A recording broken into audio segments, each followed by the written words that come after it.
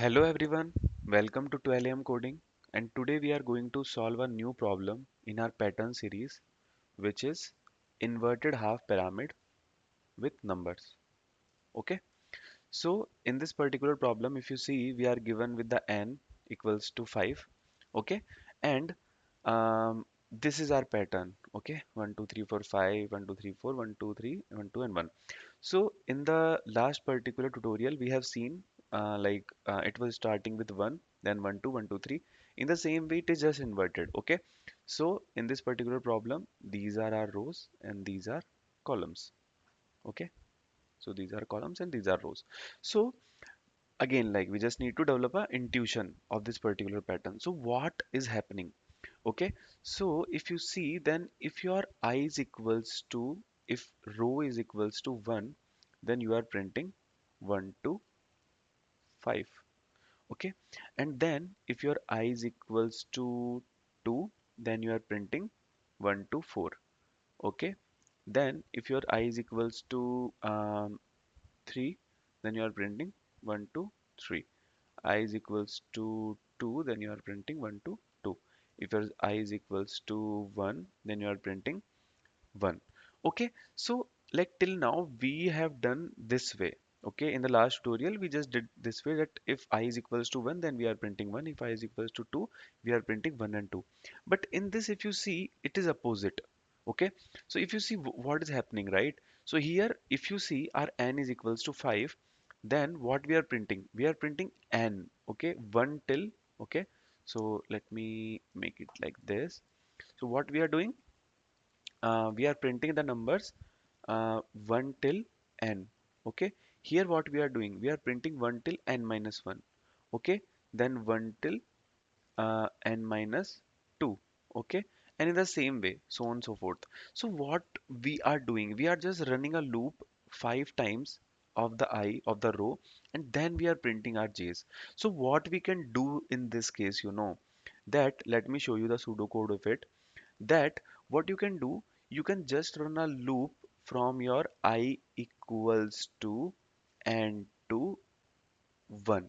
Okay, like we are running, and then you can make I minus minus. We are having a for loop, right? We will develop like this. Okay, so what will happen, that in the first time, because like if you coming like if you are going 1 to 5 or 5 to 1, you are running a loop same number of times, right?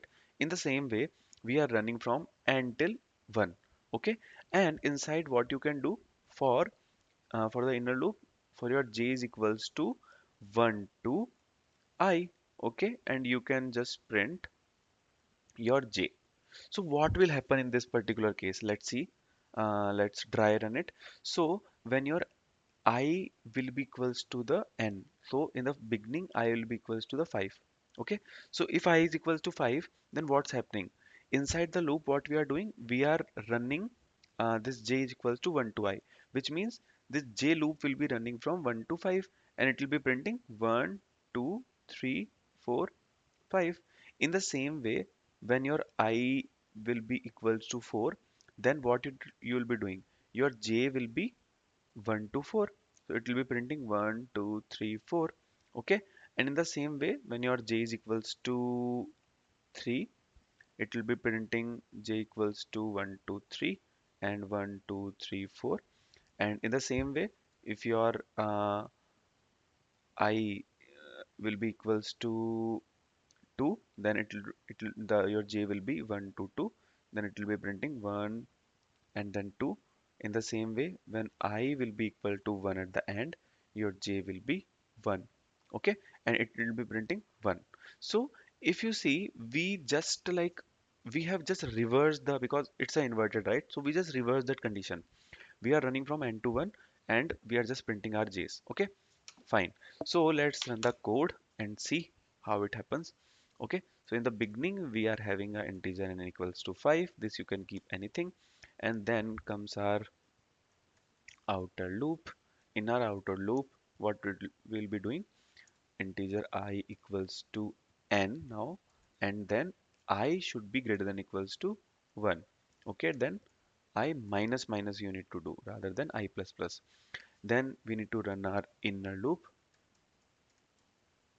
Okay, in our inner loop, what we can do for int j equals to uh, j equals to 1, okay, and then j less than equals to I, then our j plus plus, okay. Then we can just do system dot out dot print, okay, ln I am removing because we don't need a new line, and then we can add a space also so that it will look much more cleaner. And then here you can put a new line. So let's run this particular code and see how it looks. So if you see 1 2 3 4 5 1 2 3 4 1 2 3 1 2 and 1. So this is how our inverted half pyramid with numbers is getting printed. So yeah, this is it for this particular video. See you in the next video. Thank you.